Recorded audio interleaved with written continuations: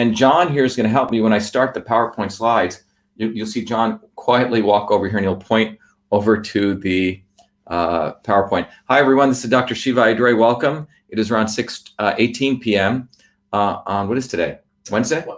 Thursday evening. Time goes by.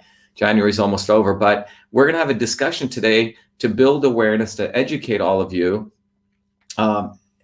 starting with some background, starting with some fundamentals, the methodology, you're going to learn a little bit about biology, the immune system, and what is the mRNA vaccine, lowercase m, RNA, ribonucleic acid vaccine, how it works, and what it does. So you're going to learn about that. And we're going to talk a little bit about some of the dangers and concerns about that, because this is really not a quote unquote traditional vaccine. So we have a lot of people joining us today, and we'll wait for more people to join. As people are joining, a very quick thing I want to let everyone know, as you know, that I'm deeply committed to education, technology, and innovation. So as a part of that, coming off of our Senate race, which we're still fighting our election fraud issues, we have the only 2 cases alive in the country still.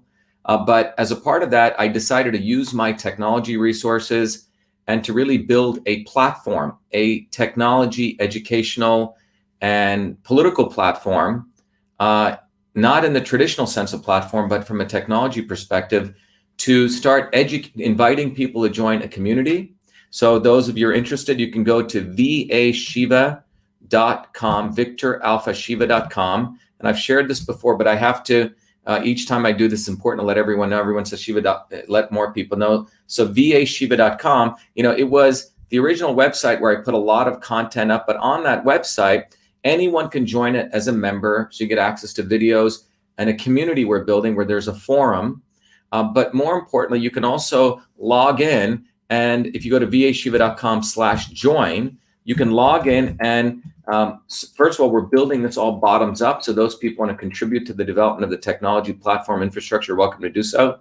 We're also offering tools, beginning with the book System and Revolution, and a tool called Your Body, Your System that teaches you the foundations of systems, how you apply to your body. But more importantly, my goal is to train thousands, tens of thousands of people across the world to become truth, freedom, health warriors. That's what we call it today. But it's people who get educated on systems, and then how you can apply those systems to understand the interconnect between truth, freedom, and health, why it's important to build a bottoms-up movement, and more importantly, why we have to focus on, in systems theory, we call it a disturbance and not so obvious establishment. But most importantly, the goal is to educate lots and lots of people on political principles. You can't build a bridge, as I've said, without Newton's laws. You can't build an airplane without Bernoulli's equation. So do you really think we're going to be able to build a movement without scientific principles? So that's what it's to train you. So please take a moment to go there. Do it for yourself. This is really for you, because if you look at what's been going on, a lot of people are very confused and dismayed because they've been following billionaires and celebrities and politicians. And it's time we actually build a movement of the people, by the people. So please take time to go educate yourself on vashiva.com. And I'll come back to that to show you some of the tools. But right now, the goal is to really educate people on the mRNA vaccine. There's a lot of discussion out there, but most importantly, people do not know what it is. So I'm going to go through the slides, and John, if you can come on over here, and I think you guys can hear my voice. John, I'm going to, I'll be going back and forth, John. So what we're going to do is we're going to walk through these slides, and I'm going to jump right into it, if that's okay with everyone. So let's talk about this. So first of all, if you go to our website, vashiva.com, all of the videos up there, etc. But what we're going to cover today is a little bit of background. Some of you are new. I think it's perhaps important to understand a little bit of my background, the methodology that we use to gather scientific data to educate you, not only on this video, but on many videos, a little bit of background on the modern immune system. It's very different than what Fauci has taught people, okay, or is not teaching people. Then we're going to learn a little bit of basic biology. It's called the central dogma theory. And frankly, there's a lot of problems with that. We'll talk about that. And then how immune response occurs in the lungs. And then we're going to talk about traditional vaccines, the vaccines of what was really composed of when you injected something in, which was a dead virus or attenuated viruses. And then this mRNA, quote unquote, vaccine, you're going to learn how it works, how it's different, why there are 2 doses, and some of the dangers and concerns. So let's jump right into it. First of all, my background is I'm not a grifter. I'm not a social media guy. I'm a full-time scientist. Some of you may know I run a company called CytoSolve. I run a company called CytoSolve. I've been interested in health from an engineering system standpoint since I was a kid. Been doing research on it since I was 14. Went to MIT, did 4 degrees, in and out, started multiple companies. My current company is called CytoSolve, but my training in systems came when I was a 14-year-old kid when I invented the first email system. And anyone listening out there, do not give 1 penny to the racist, Stalinist, fascist Wikipedia. These people are absolute. Go look at their board. They're a bunch of scumbags. And I have to say that because these are people act like they're quote unquote liberals into diversity, but they hate the fact that when my stuff went into the Smithsonian, I was a very humble Indian kid growing up in New Jersey. I built the first email system. Email is the electronic version of the old-fashioned interoffice mail system, the inbox, the outbox of folders. I converted that to the electronic form, named it email, wrote 50,000 lines of code, coined the term email, and got the first US copyright. There's no controversy on who invented email. The problem is I didn't market myself as a 14-year-old kid. It was only in 2011 when my mom was dying and she had saved all the artifacts. The Smithsonian wanted it. The day it went into the Smithsonian created a huge quote unquote controversy because the thought of a dark-skinned Indian guy in Newark, New Jersey inventing email blows the lid off the racist liberals, frankly, who want to contain where innovation can come from, that it can only come from MIT and other places. But the fact is I invented email, and do not give 1 penny to Wikipedia. Anytime we try to give the facts, in fact, including this Time Magazine article, they delete it because they want to control where innovation comes from. The fact is innovation can occur anytime, any place by anybody. So that's the facts. But you also know I ran for US Senate because I'm deeply interested in applying systems to changing the world. But one of the key things that I do in my latest life is when I went back to MIT in 2003 to do my PhD. Out of my PhD came an amazing innovation, which was really a technology called CytoSolve, which helps us literally understand the science out there and go and essentially destroy the old model of how pharmaceuticals were created. This is how pharmaceuticals get created. They find a compound, right? Someone discovers it accidentally, then they test it in a test tube for 3 or 4 years, and they kill a bunch of animals for another 3 or 4 years. Then they go and test it on humans. This takes around 15 years. This is called the pharmaceutical discovery process. By the way, vaccines don't even go through this stringent process, okay? They avoid this process. That's why these vaccines we're going to talk about have had very minimal testing. But anyway, my technology that I created at MIT eliminates this method. And what's important to understand is the reason vaccines are very important for big pharma right now is look at what's happening with the old pharmaceutical drugs. They spend more and more money on R&D, right, year over year, and they're finding less and less new drugs. The old pharmaceutical model is dying, so they need vaccines. So what happened in 2003 was when the Genome Project ended. The Genome Project started in the early 90s, where we were starting to try to find out how many genes a human being had. We thought a human being must have about 1 million genes or 100,000 genes because we knew in 1990 a worm only had 20,000 genes. So over the next about 20 years, 15 years later, we find out we only have the same number of genes as a worm. We only have about 20,000 genes. Now, this flipped biology on its head because up until then, what you're going to learn was a central dogma theory, which said, genes create messenger RNA, mRNA creates proteins, and therefore, if you have this gene, you're going to die of this disease. Well, it turns out if we have the same number of genes as a worm, what makes us more complex? And it turns out it's the complexity of the molecular interactions, not just the genes, all the other chemical reactions, and genes can be turned on and off. This means food, exercise, what you put into your body can turn things on and off. So this is completely flipped biology on its head. So I came back to MIT in 2003. This field called systems biology was coming out, which said, look, if you want to understand the whole human being, you got to understand all the components, the genes, the proteins, etc. So I came back to MIT, and the challenge I was given was, imagine you take the whole human cell composed of many, many molecular reactions. Could you mathematically model that on the computer? And this was seen as an intractable problem because this is just one little molecular pathway, and there's millions of these in the literature. Imagine converting each one of these to mathematical models and then putting them together. And so that's the technology I created with CytoSolve. And this is a methodology where I can take any disease, any set of biomolecular reactions, extract out and model the individual pathways. And with CytoSolve, I created some very powerful technology, no different than email, which was the electronic version of the interoffice mail system. CytoSolve is the electronic version of the human cell or biomolecular system. So we've created a whole platform for decentralized medicine where we can look at any type of literature, organize it, extract out the mechanisms, and mathematically model it.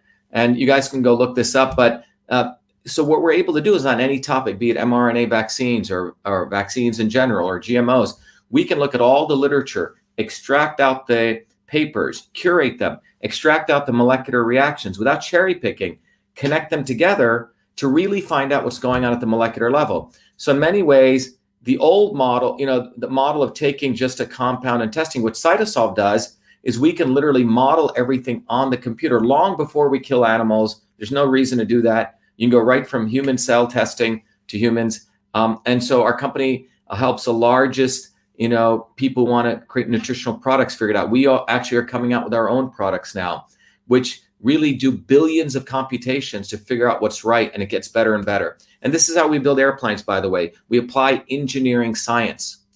And this is why this is important, because the mRNA vaccine comes out of apparently an engineering approach to biology. But, we don't build airplanes by just throwing a pilot in. We do on the computer, then we do wind tunnel testing, then we do test flights. So just give you a quick example of what we can do with CytoSolve. In the old days, when I grew up in India, these yogis would be mixing mortar and pestle. Let's say they're taking some grape seeds and they're throwing in some turmeric. Well, with CytoSolve, we can literally take turmeric, which is a curcumin molecule, look at all the literature, 6,000 papers, model all the molecular interactions, and then see where curcumin actually interacts, and we can mathematically model it. We can do that same for grape seeds or the grape skin, resveratrol. And then we can do experiments without killing animals on the computer. So for example, I can take a little bit of no curcumin, no resveratrol, and I can simulate inflammation. And by the way, this is what vaccines in some ways are doing. We'll come back to this. But 0.15 is high inflammation. Then I can give a little bit of curcumin, you see? And John, you can zoom in and zoom out on this too, right? Mm-hmm. You can pinch in. Yep. So a little bit of curcumin, and notice the inflammation drops.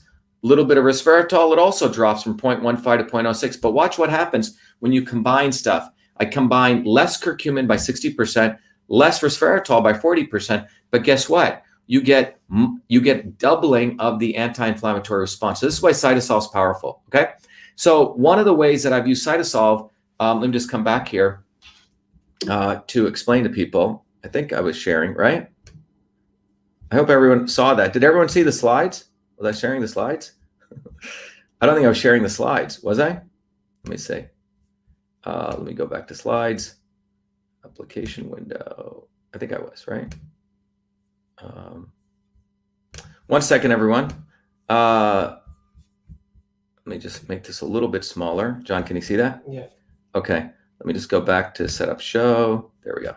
Okay. So I just want to do a quick check on our StreamYard here. Was everyone able to see the slides? Yes? No? Everyone able to see the slides? Oh, good. Okay, great. So what I want to now, that's the background. So in 2019, and this is why everyone should go hammer Wikipedia. They called me a pseudoscientist. Pseudoscientists don't get 4 degrees from MIT. I was invited to give the prestige lecture at the National Science Foundation in 2019, which was an invited lecture to talk about the modern immune system. So what I gave there is what I'm going to share with you briefly. And this was literally about, when was this? This was back in November of 2019. And the modern immune system they're going to share with you, this is, in order to understand the modern idea of the immune system, we have to go back to the old idea. The old idea of the immune system, and this is a problem with the mRNA vaccine, and for that matter, any vaccine, or for that matter, what Fauci is talking about. The old model of the immune system was a 2-compartment model, where the immune system only consisted of these 2 boxes, which means you had the innate immune system, which is that aspect of your immune system in your eyes, your nose, your throat, your gut, all these aspects. It's the front-facing part of your immune system. And the notion was, and this goes back to the 1915s or 1950 on a good day, is that pathogens come and attack you through your nose, your mouth, right, your throat, and then your innate immune system kicks in, which is, imagine Marines, which just start shooting everywhere, macrophages, neutrophils. They're a set of cells which try to take out that pathogen.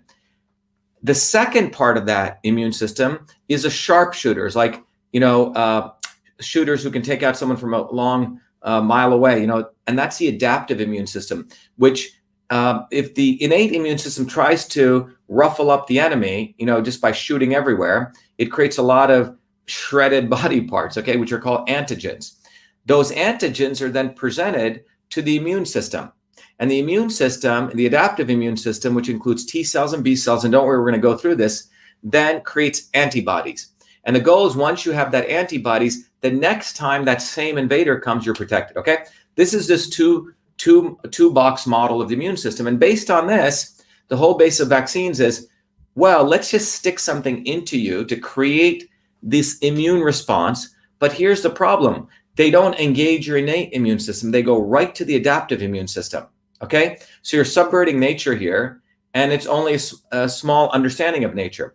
What I shared at the National Science Foundation, this is a much more comprehensive view of the immune system. My PhD thesis, 50% of it was on the immune system, because the other part of it was modeling the immune system. So in many ways, a whole part of it was on the immune system. But particularly, I was looking at the missing link between the innate and the adaptive called the interferon system, the IFN system.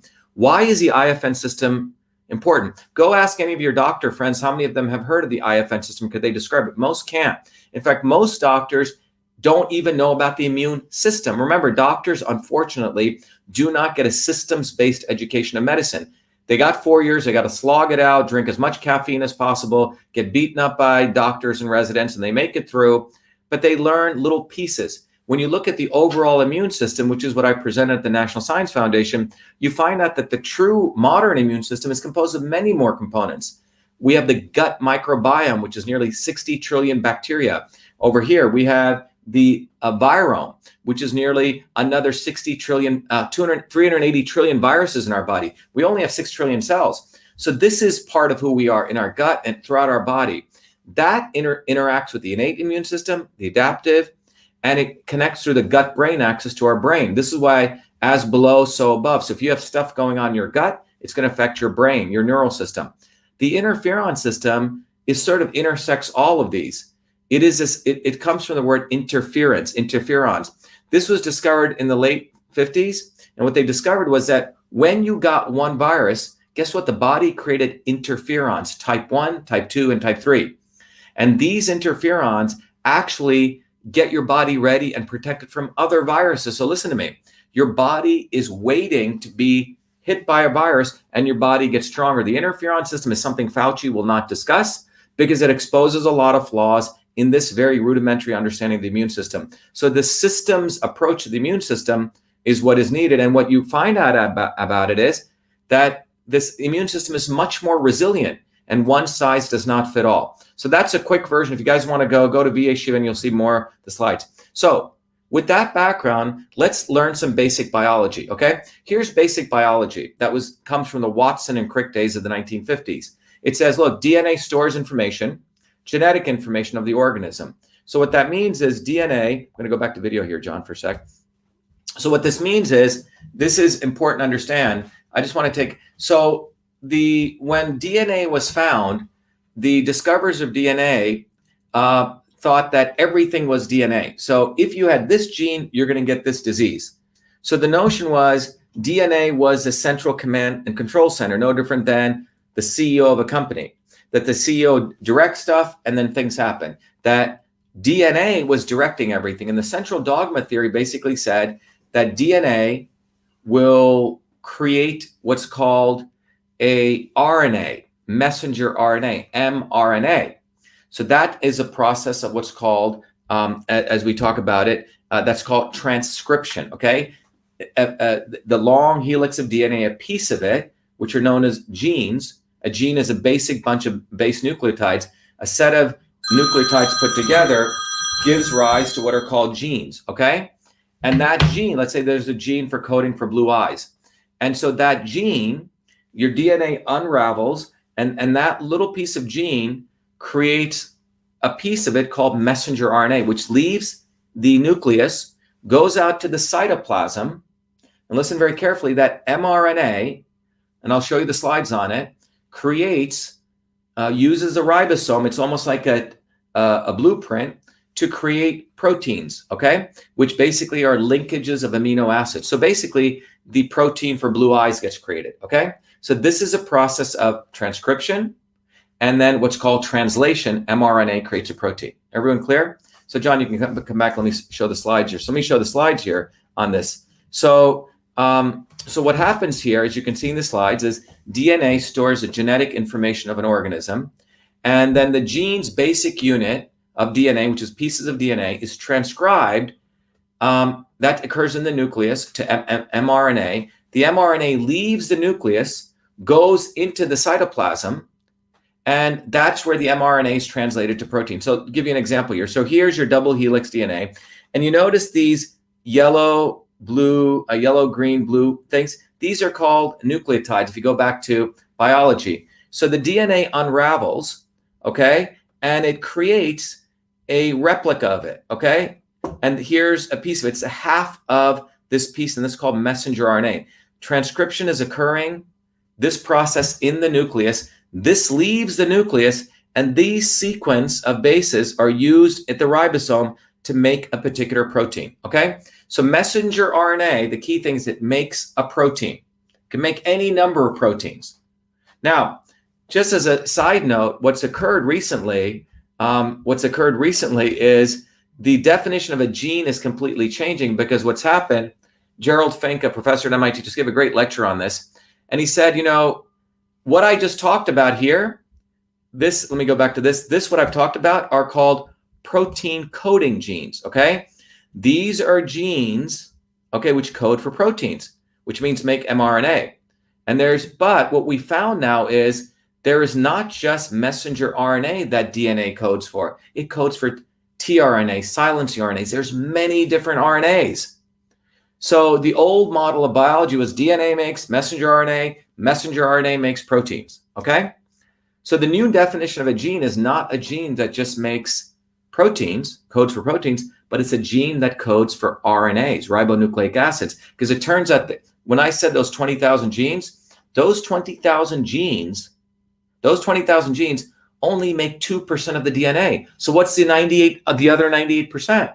Well, the other 98% are ribonucleic acids, which means the definition of a gene is not just a gene that codes for protein, but genes that code for RNA. So it's a powerful new definition, which means that we're at a bold new world, as Gerald Fink talked about, of what Captain Kirk used to say, you know, going boldly where no man has gone before. We're at the nascency of biology, which means that other 98% are these ribonucleic acids, which can do all sorts of regulatory functions we don't even know. So when we start playing around with mRNA or ribonucleic acids, we got to be very careful, okay? Because we're manipulating nature without knowing all the consequences, all right? So, but the basic point I wanted to make here, again, is going back to basic biology, which everyone should remember, but if you don't, you have the DNA, and it creates this little piece of RNA which codes for a protein. That's the main thing you want to, because this is where the messenger RNA technology comes in.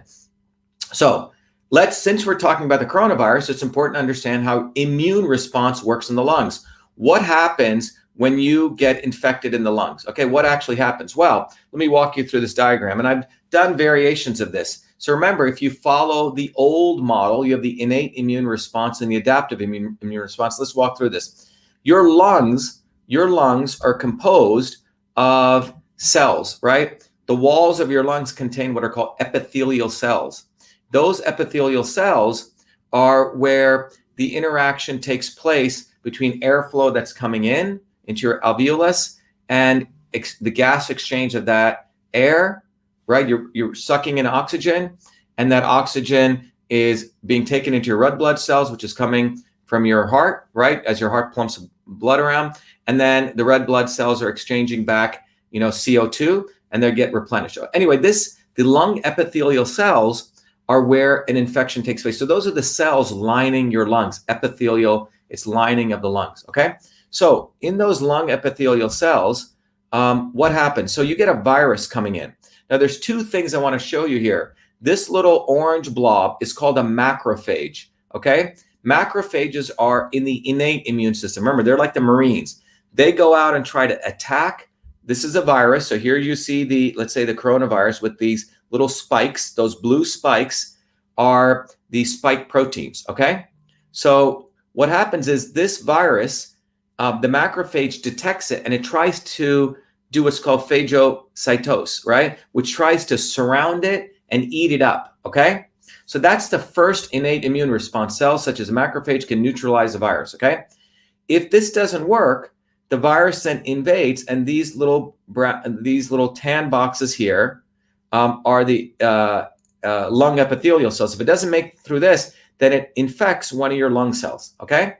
Now, when it infects the lung cells, okay, inside the alveolar macrophages also try to kill the cell. And what they do is as they're eating that virus up, you notice the spike proteins, which are these little blue things, that's a protein. The spike proteins get shattered everywhere.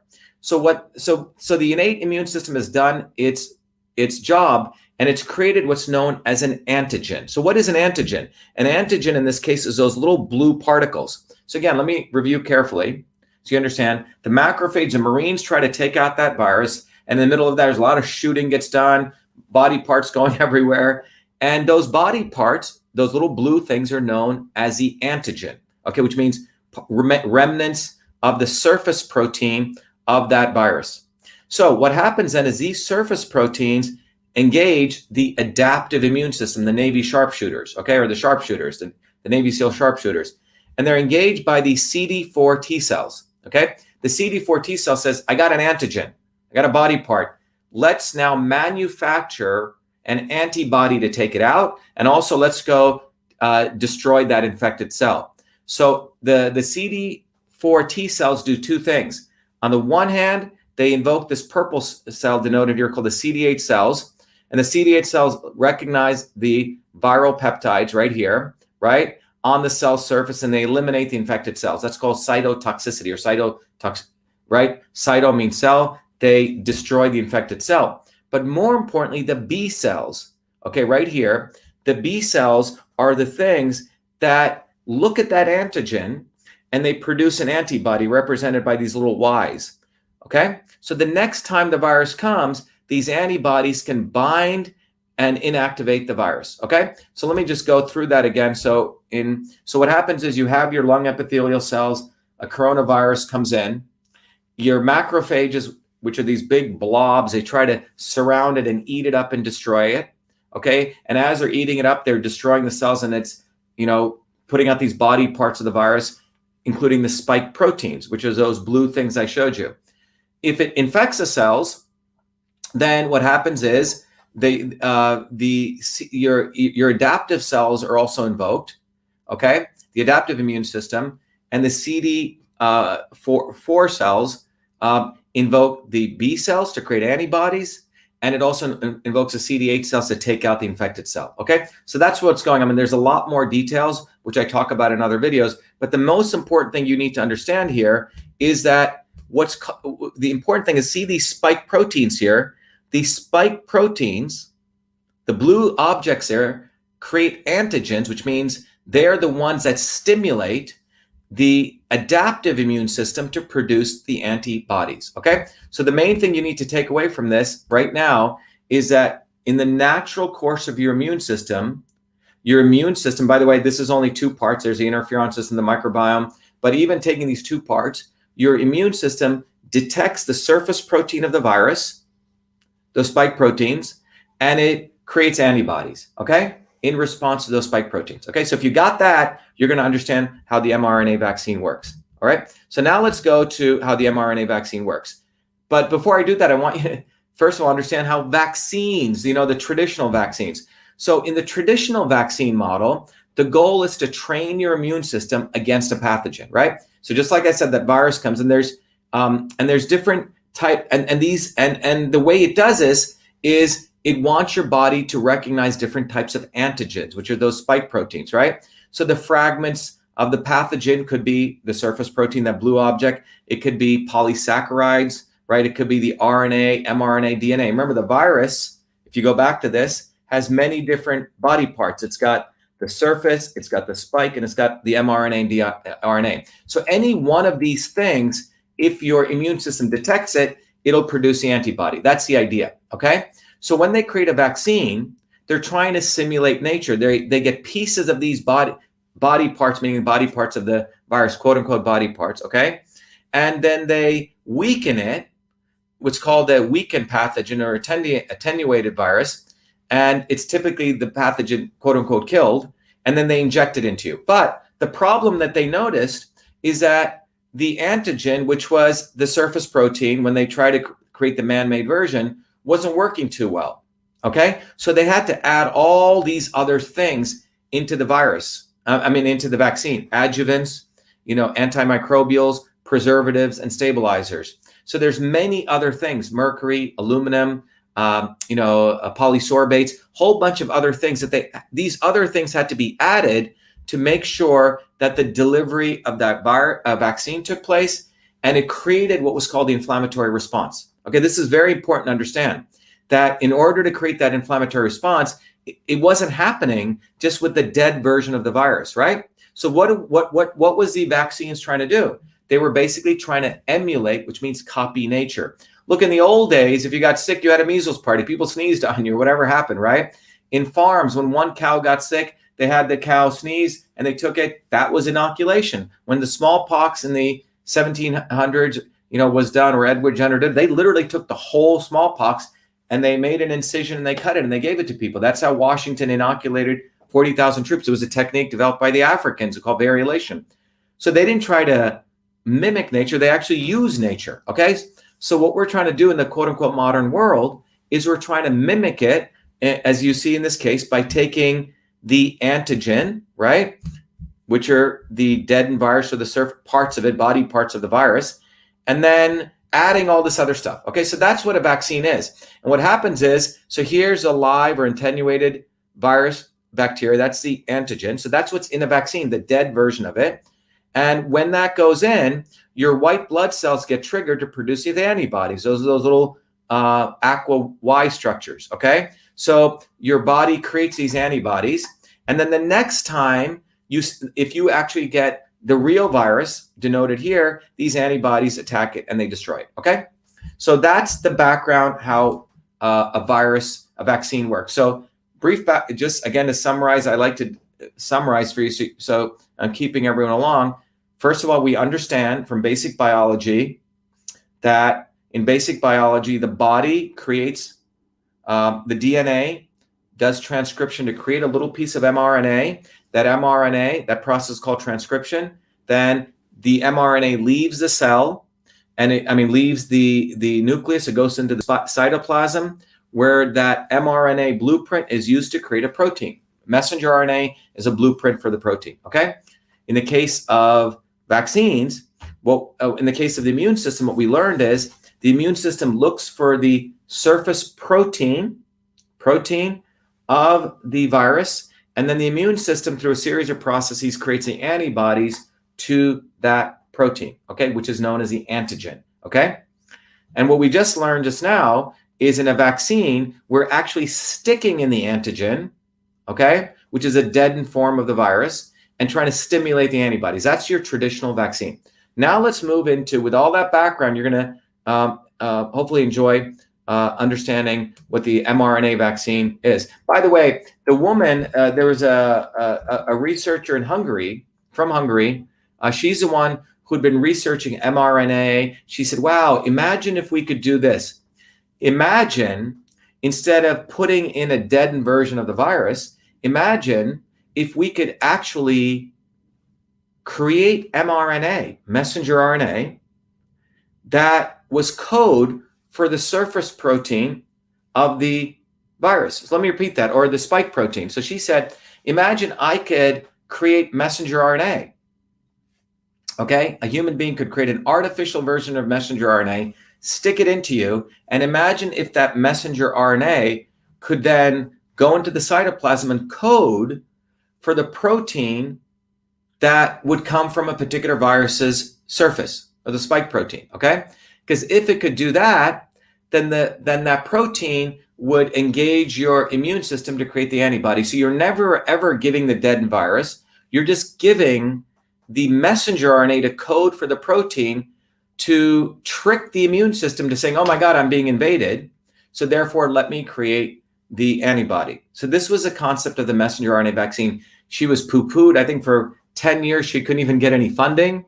But it was a woman researcher, and she is on the senior vice president at Pfizer today, okay? So the messenger RNA technology goes back many, many years. So the messenger RNA, what do we do here? This is from Pfizer. And I want to walk you through this diagram. So here, so think about, walk you right here. Everyone tracking, John? Everyone okay on Instagram? Yeah. Okay. So what you see here, let me just check if everyone's okay on, let me just go to this slide here. Okay. So if we go here, what you see here is the coronavirus. The inside, this is the edge here is a blue surface. Inside of here, this little squiggly thing is the DNA or RNA of the coronavirus. And pointing out of this are these little purple things, okay? This is known as a spike protein. So why is that spike protein important? Because that is what, in the normal case, if your cell sees, your immune system sees, it says, oh, I got to produce an antibody against that spike protein. So what they did was they took one of those spike proteins, okay? They took one of these spike proteins and they reversed engineered to create the mRNA sequence. So let me repeat that again. So they said, okay, here is a spike protein, and it probably had so many amino acids. They said, let us find the messenger RNA that would create that spike protein, okay? So that messenger RNA doesn't typically exist in your DNA, so it's a foreign mRNA they're going to create. So when they shove it into your cell, it goes into your ribosome, and your ribosome says, oh, here's a messenger RNA, let me make this protein. Got it? Does that make sense, John? Mm-hmm. Okay, so that was a concept of the messenger RNA vaccine. So the first step here was to make this mRNA sequence, right? So scientists generated the mRNA sequence that codes for the virus spike protein. That's here. Then remember, so this is very powerful or new technology. You have to make sure now that you can deliver that messenger RNA all the way into the cells without it being destroyed, right? Without it being get eaten or having other ramifications. Now, we don't know all the details of the patents and everything, but this was covered in a lipid coating, okay? A lipid coating, a nanosphere, a nanoparticle typically. One of my advisors who's on, when I was an undergraduate at MIT, Bob Langer, is one of the chief scientists at Moderna. I came to find out recently. But Bob, when I worked for him as an undergrad, he was the guy who was building liposomal technology where you could put drugs in a liposome and deliver it. So this is the lipid coating. So the mRNA goes into this, and then it gets delivered into, so the RNA sequence, which is a blueprint for creating that spike protein, is delivered. So when they give you that injection, what they're delivering is the messenger RNA. You're not getting the quote unquote deadened virus, which is what the traditional definition of vaccine is. This messenger RNA, it arrives at the cells, okay? It arrives in the cells, and guess what your cells do? They do the same process that happened when you generated mRNA. They read that mRNA sequence, and they produce millions of copies of the spike protein, okay? So again, just to be clear, your body, when you get that injection, the mRNA is being injected, your cells go into the cytoplasm, you're using your own cells, Xerox machine or the ribosome, and the mRNA comes in and starts generating those spike proteins. And what does your immune system do? It sees those spike proteins and goes, oh my God, foreign object, we have to generate the antibodies. All right, so that's the principle here. So now your body, therefore, starts generating the antibodies to this spike protein. Okay, so in summary, you're shoving in an mRNA sequence, which was reverse engineered from the spike proteins. It's injected in. It takes over your cellular, or it uses your cellular machinery to generate these spike proteins, okay? These spike proteins are then seen by your adaptive immune system, and it produces a particular antibody. So there you go, all right? Do people have any questions on there, John? I just want to check in how people are doing. Everyone tracking? Everyone make sense? Okay. Some of the people on Instagram are asking if it's can the mRNA splice or change your DNA? We'll talk about that. So keep that back here, John. Yeah. So one question is, can mRNA change or splice your DNA? This gets back to a fundamental thing, is that we have just learned, remember, if you take all the DNA that you have, when we found those 20,000 genes, we have the same number of genes as a worm, okay? So what did we find? We found out that 98% of the DNA is not protein coding genes. Everyone understand that? Which means only a small subset of it codes for mRNA, which codes for protein. But there are many other RNAs we found in the last 10 years. tRNA, silencing RNAs, many other types of RNAs that we don't even know fully how they work.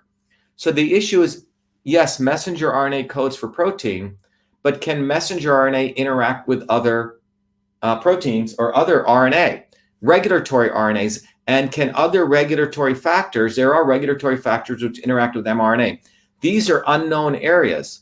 Again, as I said, we're only now discovering there's a whole new definition of gene, all right? So this is quite extraordinary where we're at in biology. And, as I shared in 2003, when I went back to MIT, my training was 3 degrees in engineering. MIT wanted to get engineers in biology so we could start looking at an engineering approach. But this is quite fascinating because it could be quite dangerous. You could start doing all sorts of engineering. So let me go back to this. So how is this different, right? And this may answer people's questions, John. How is this different from the traditional vaccine? First of all, in the traditional vaccine, if you look over here, the components were microbial protein or the inactive microbe, plus all the adjuvants and all that other stuff. This took maybe 5-10 years to create. Then you had to produce it. It was slower and more difficult to produce than the right type of protein, right? Because you had to go through all these manufacturing processes. And the process was the components are made in a lab and injected into the arm to stimulate an immune response. Okay, that's a process there. But you're starting with viral components. Here, the mRNA vaccine, you're starting with the mRNA, the blueprint of the surface protein. And the production is, you just have to make lots of mRNA, so it's faster. You could do it, in years, okay? A couple of years, 2 to 3 years. And the process is the components are injected into the arm and serve as the instructions for the body to make the microbial protein. So in the case of mRNA, the system makes a microbial protein. In the case of the traditional vaccine, you're actually giving the actual surface proteins into you and a whole bunch of other stuff, okay? So that's the difference. So a question that people have asked, oops, let me go back to the slide. I don't think people saw this, sorry. Let me go back to this. If you didn't see the slide, sorry about that, John. I didn't share it with everyone is that I just talked about the difference between the mRNA vaccine and the traditional vaccine. The mRNA vaccine components are messenger RNA. In the traditional vaccine, the components are the actual microbes or the dead versions of them. The production here is you're making lots of mRNA. The production here is you're actually making all the microbes, right? You have to grow them, culture them, etc. Here, the processes you're injecting the actual the mRNA to create the microbial protein. Here, you're actually creating the dead form of the virus. Okay, so let's go on to some of you may know you have to get 2 doses of this vaccine. Some of you may know Hank Aaron, I think on January 17th, right? He got 1 dose, if I remember right, or January 5th. He got 1 dose. And if I remember right, the Pfizer vaccine, you have to wait 4 weeks. And the Moderna mRNA vaccine, you have to wait 3 weeks, okay? So Pfizer, I think you have to go 4 weeks. And then the Moderna, 3 weeks. So people have wondered, why do you need to get 2 doses? So they give you the first dose and you get the second dose. This has been a question I've been asked. So the reason it appears is that the overall vaccine efficacy, which means how good it is after 1 dose, was never studied, okay? It has not been studied. However, it is lower than 2 doses. So they basically, remember, they quote unquote warp speeded these trials. They never really did detailed the clinical studies that you would have to do when you do a pharmaceutical drug. This was into quote unquote warp speed. So in the clinical trials they did, they administered 2 doses, and that led to increasing the efficacy by greater than 90%. So it's sort of trial and error, frankly. And that's what I found out. The dosing schedule was 3 weeks or 4 weeks, and that's based on results from the clinical trial studies. Okay, so you give the 1 dose, that must produce a certain number of antibodies, and the second dose produces more. So dangers and concerns, which I'm sure many of you are concerned about. So what are the dangers and concerns? First of all, the first one is minimal testing, okay? And remember, one of the important things people need to understand, and this is that the vaccines are put into a different category than pharmaceutical drugs. Look, if you're a big pharma right now and you're in the drug business, which means creating molecules, right? Like ibuprofen or Lipitor, that entire market is crashing and burning. Their $1 trillion market is burning to the ground because even the FDA is not even allowing many of these products. They spend year over year over year more and more money in R&D. They're finding or getting less and less new drugs approved. Vaccines, and remember, it takes 13 to 15 years to get a drug approved. Lots of testing, about $5 billion. Vaccines are not considered a pharmaceutical drug. They're considered a biologic. They don't need to go through that same regulatory framework. They don't need to go through that same testing. In fact, there's no framework for vaccine safety assessment. I did a whole conference on this. So they go through a very different ad hoc testing model. So, and remember, you cannot sue. Thanks to the Kennedys. Thanks to the Kennedys, you cannot sue a vaccine manufacturer. In 1962, John Kennedy passed the National Vaccination Act, which means they created the CDC and all the vaccine programs. Well, a lot of people are getting injured, lawsuits. And then in 1986, his brother, Ted Kennedy, instead of eliminating that program, created a Band-Aid, which helped Big Pharma. They created the National Vaccine Injury Program, which basically said you or I cannot sue the vaccine manufacturer. We have to go take them to a vaccine court, which was under Health and Human Services, which maximum liability is $250,000. Then the third Kennedy, Robert Kennedy, who's completely a farce, okay? He got 3 times he endorsed Hillary Clinton. This guy not only endorsed Hillary Clinton, but he openly says he's all pro-vaccine, and he actually believes, and I'll play you the video, because he's now the control opposition that Big Pharma's put out there.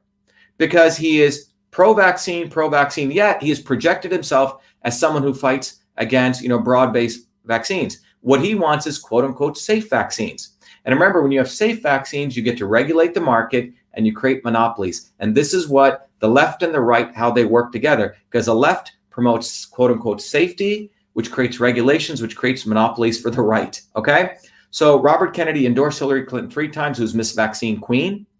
And he's openly said, he's pro-vaccine, he vaccinated all his kids. So the point I'm saying is that the National Vaccine Injury Program created by his uncle, Ted Kennedy, basically ensures none of us can sue them, and vaccines don't go through the same regulatory process. So if you're in the vaccine Big Pharma, it is a payday because no liability, you can't be sued, and the regulatory process is shrunk. So that's the background. So what are the dangers and concerns here? Let's look at it, okay? So the dangers and concerns here, first of all, there's minimal testing. The second thing, remember I talked to you about the interferon system, that middle missing link. Well, there's evidence that that upregulation of type 1 interferons takes place, okay? And that's associated with autoimmune disease. And this comes right out of, and you can look this up on MedPage today. It goes, a possible concern could be that that some mRNA-based vaccine platforms induce, remember, the mRNA, they add other stuff, the liposomes, all this other stuff, induce potent type 1 interferon, which are interferon alpha and beta response, which have been associated not only with inflammation, but also potentially with autoimmunity, okay? So that's one thing I want to alert people to. Remember, it's not just the adaptive, it's not just the innate. We have the interferon system. So the components of that platform can induce type 1 interferons, which are associated with autoimmune disease, all right? The second piece there is the issues with blood coagulation and edema. And the authors of one of the papers also noted that extracellular RNA could contribute to edema. So remember, when that mRNA goes in, it has to go into the cell, into the cytoplasm. Well, some of it may be out of the cell. So let me just point this out. Remember, this is very, very important. The mRNA, messenger RNA, remember, it is created in the nucleus in the natural world, right? The way nature works. Your DNA creates mRNA in the nucleus and it gets transported to the cytoplasm. And in the cytoplasm, mRNA is used to make the protein. But when we inject mRNA, it's got to go into the cell. Not all of it's going to go into the cell, right? Some of it's going to be outside of the cell. Well, that's not the normal place for mRNA to be. So one of the important points here that was brought out is extracellular RNA could contribute to edema, right? Which means, buildup of water, fluids. And the CITES study that showed it promoted that you could get blood coagulation and pathological thrombosis formation. Because what you're doing is the mRNA is not supposed to be outside of the cell. It's got to be inside of the cell. So when you inject it, it's got to make its way in. And look, I can tell you from an engineering standpoint, there's a thing called efficiency. No engineering system is 100% efficient. If you did, we'd have perpetual motion machines, which we don't, right? So not all of that RNA is going to make it in. Some of it's going to be outside of the cell. And that can cause edema and blood coagulation, as some of the studies have shown, okay? The final piece here in the danger is severe allergy. Moderna, now remember, they did not release their figures for adverse events in announcing the final top-line results, but said there were no serious safety concerns. And the interim data from the company's phase 3 trial analyzed when 95 infections had been recorded out of the 95, did include adverse events rates: fatigue, 9.7%, 8.9%, myalgia, arthralgia, 5.2%, headache, 4.5%, pain, 4.1%, arrhythmia and redness at the injection site, 2.0%. So there were other adverse reactions, anywhere between 2% all the way to 9.7%. So I'm going to end there. But the main thing I wanted to do here is to build awareness. Look, we don't want to build a left-right narrative anywhere. We don't want to go pro-vax, anti-vax. What we want to build is a systems approach. And what the systems approach reveals is that the body, first of all, is a unique system. Your body is different than my body.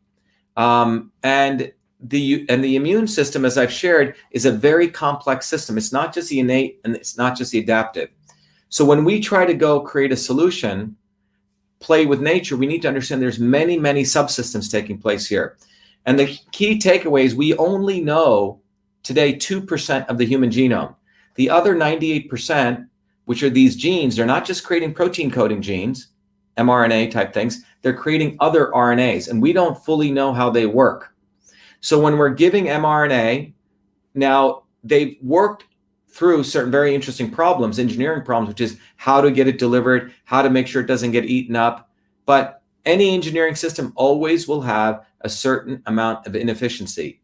And that is fully not been disclosed to all of us. That inefficiency can contribute based on the individual to different kinds of reactions, because one size does not fit all. So I hope that's helped. John, we can take some questions. Yes. Let's see if we have any questions here. Let me see. Let's see what we got here. Immune system. Let's see. Let's see what we got here. What does this say? Okay, someone says, we know the full genome, how it is regulated via the elite one is still becoming clear. Exactly. So I think the point is, look, we know the genome, but we don't know what 98% of it does. Okay? When we talk about the genome, we're only been talking about the protein coding sequences. Okay? That's where the genome project was.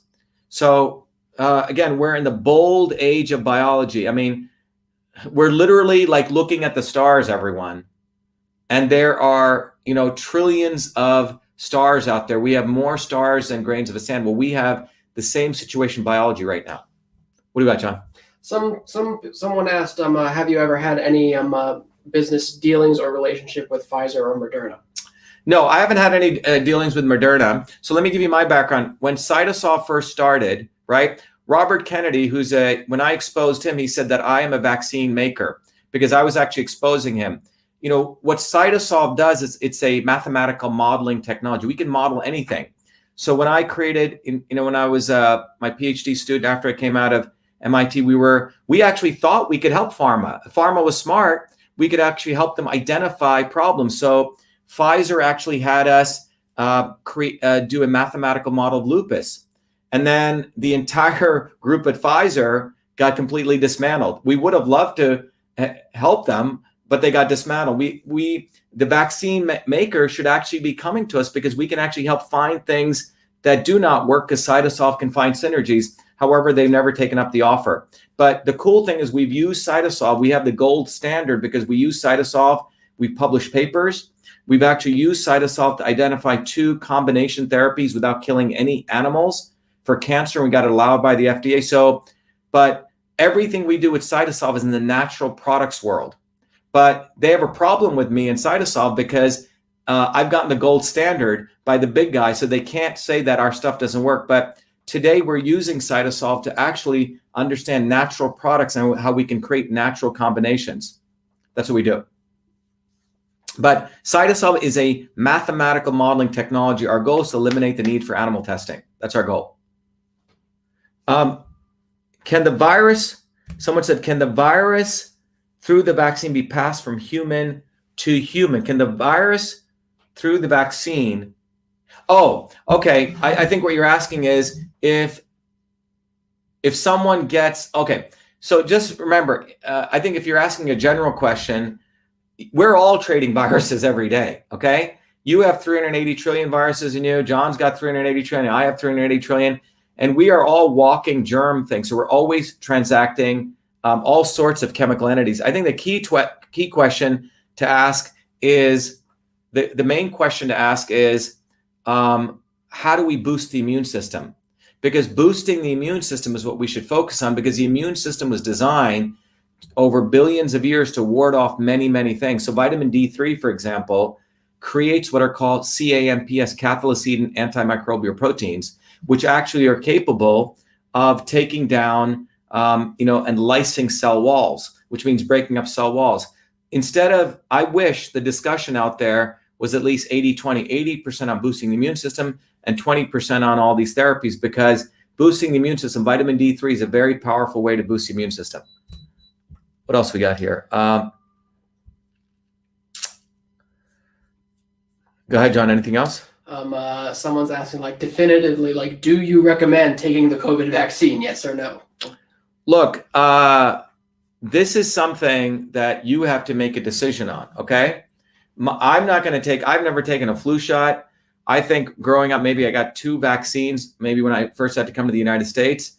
I played in dirt. One of the videos I did earlier will show you that resilience is a key. A great piece of research that was done published in the Pediatrics Journal shows that when you're young, they did a study in Finland of kids, babies that grew up until the age of 1 year old. When they looked at families which had dogs that were indoor dogs which went in and out, and then families which had no dogs. Well, the families which had dogs that were bringing in dirt in and out had a 44% less reduction in ear infections.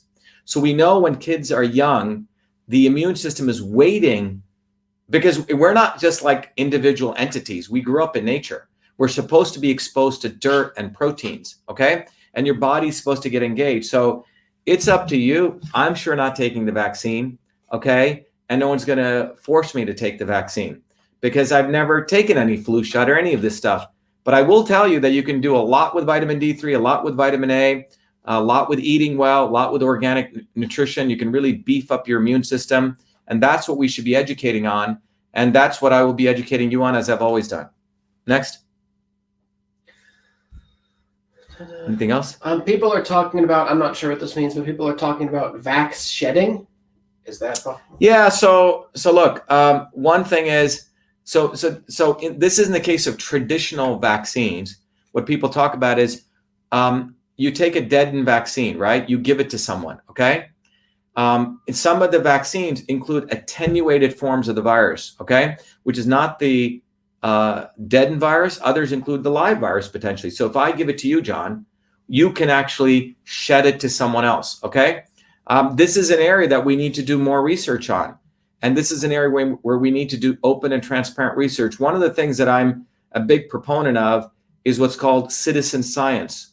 And we talked about it on our Senate campaign. Look, today what's happened is big academia gets funded by big pharma, and professorships in big academia's entire lifestyle is determined on the grants they get. Fauci controls the livelihood of hundreds of thousands of researchers. If they don't follow the party line, they're never going to get funded. They're never going to become a professor. They're gone. They're done. Okay. So the issue here is, where's the funding coming from?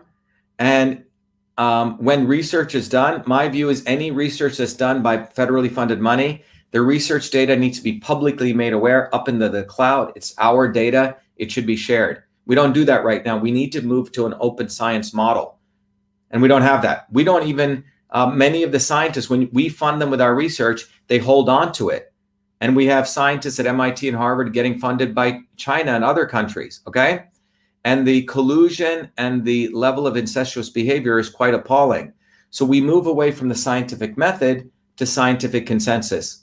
So the only way to resolve that is you as citizens need to start demanding open science. This is why one of the most important things I want to teach everyone is we have to move to a model where all of you start learning political theory. There are principles in just like I've shared with you, some science here. There is a science to changing the world. So I recommend all of you, please take time every Monday evenings for 3 hours.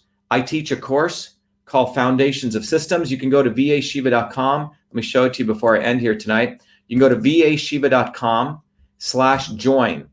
And if you go here, you can support our platform, okay?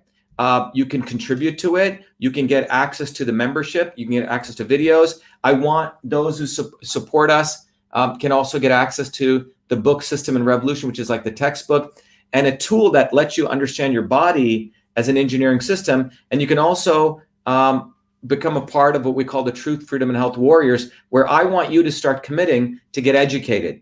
And when you become a member of the community, we're building back-end platforms. So you can have your own email, you can have your own forum, we can have our own equivalent of Facebook, among people who want to get trained. Because if we're really going to take this seriously, you have to take a approach where you start understanding the systems that govern your the science that governs your immune system, your body, everything in the universe. There is a system science. So in this 3-hour class, I will teach you literally in about 3 hours, probably 40 years of knowledge, control systems theory. So you understand what is a system. You'll understand the interconnection between truth, freedom, and health, why we need freedom, why we need truth, why we need health.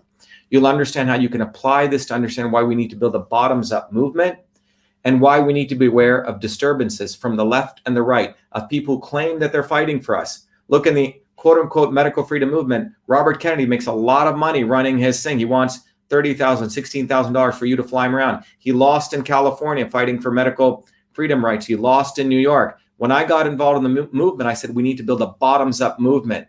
And he attacked me. He said that, oh, no, Shiva's going to piss off the Democrats. I'm making deals with them.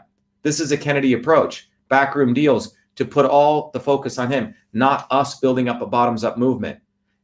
The way we're going to win this is to educate, educate, educate.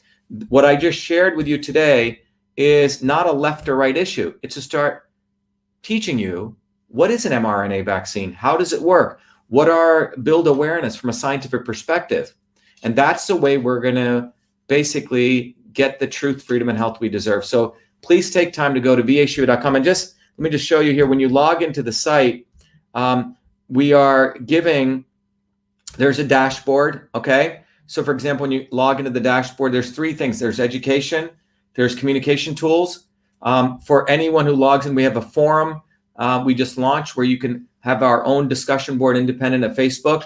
For people who start getting on the leadership and the warrior path, there's a social media capability for people to talk.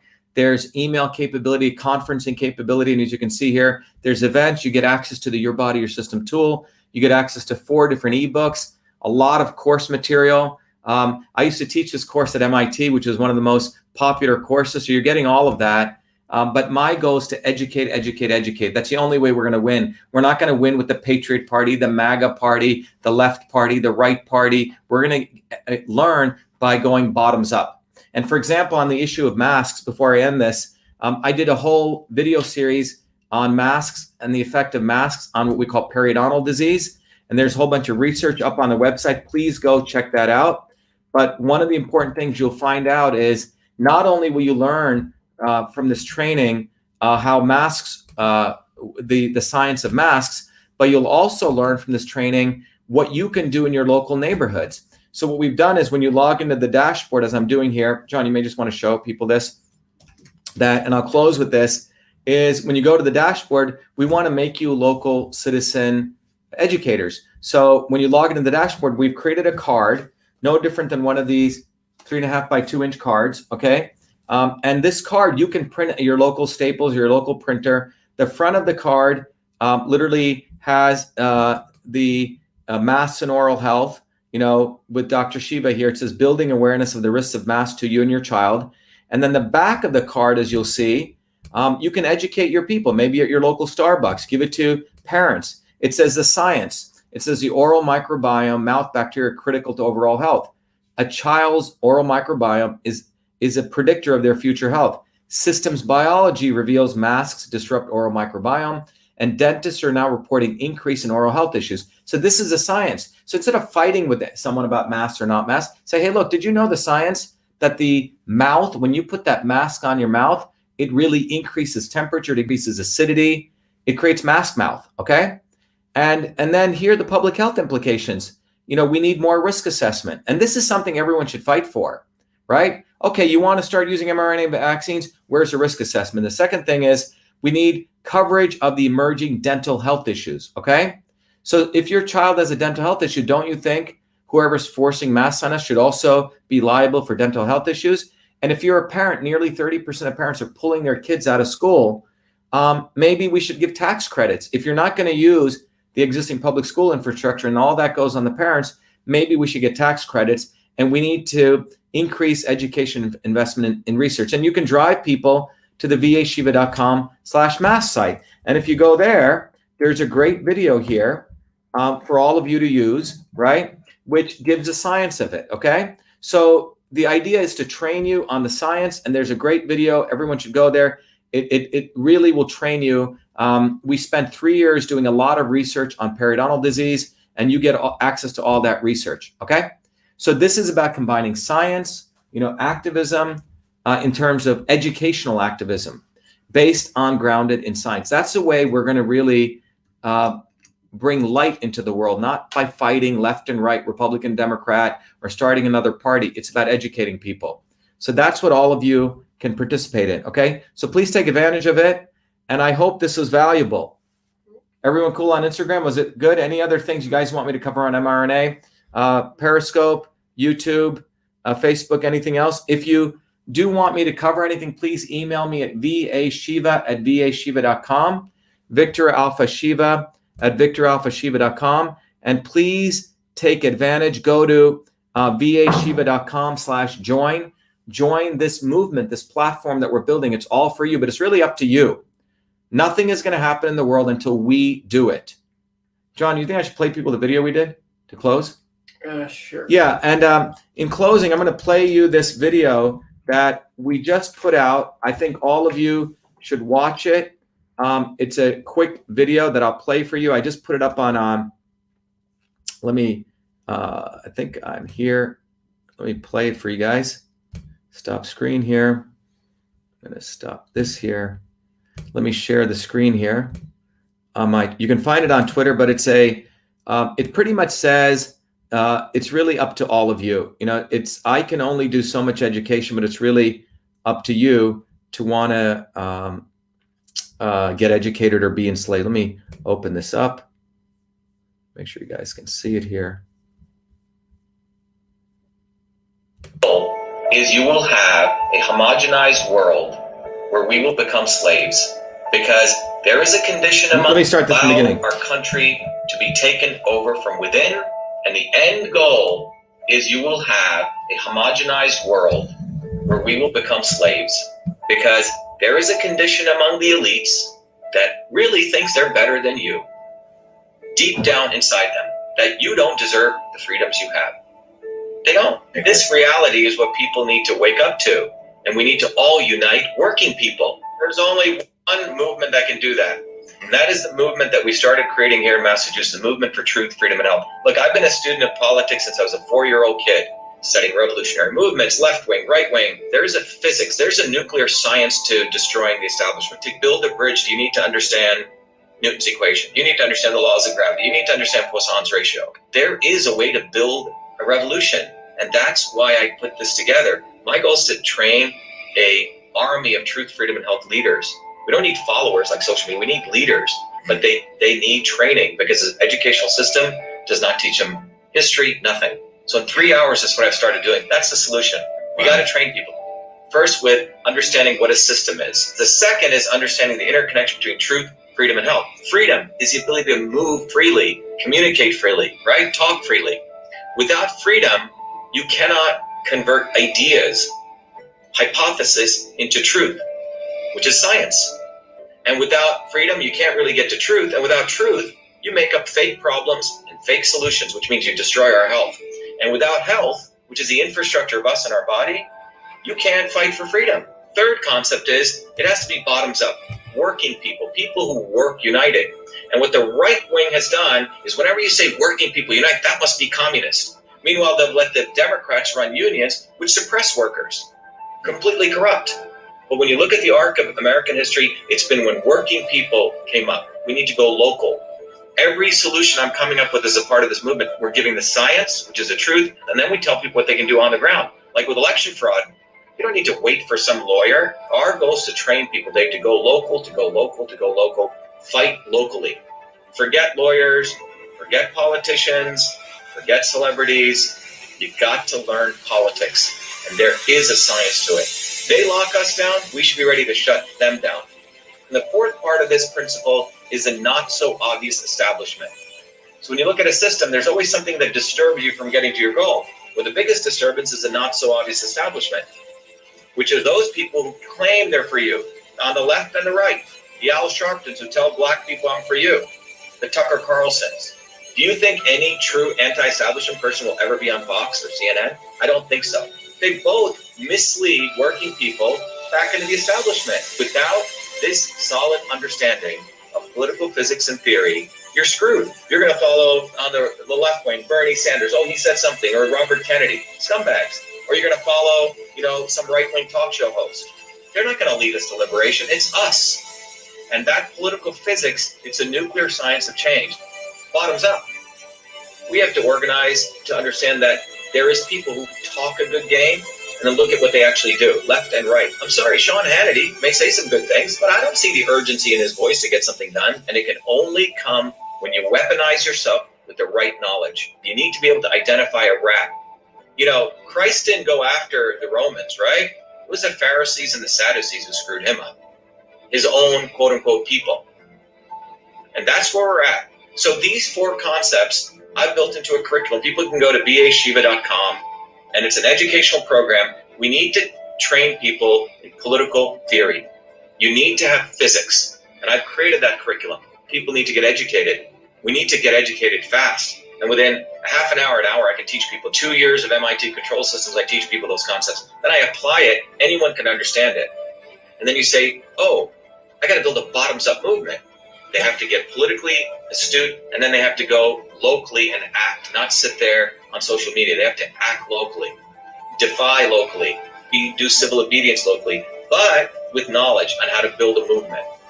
The Senate campaign's expanded to the Movement for Truth, Freedom, and Health, and they can find it on V as in Victor, A, Shiva, vashiva.com, so people can sign in. They can get access to a bunch of videos.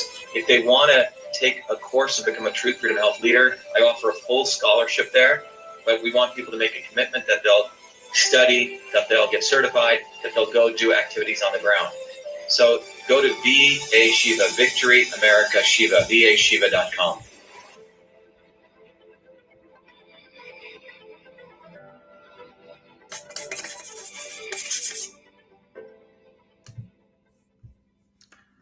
All right, everyone. I hope that helped. John, just wrap up a couple things. So anyway, that video took a lot of stuff to do, but it pretty much shares it. It's up to us, guys. I was fortunate to get a lot of science knowledge training, but it's up to us to get educated. Someone just said, knowledge is the ultimate weapon. Weaponize yourself with knowledge, but it's going to require you to get off your butts, put some time in, and learn scientific principles. I put those principles together. Every Monday nights I do it. I teach it over and over and over again.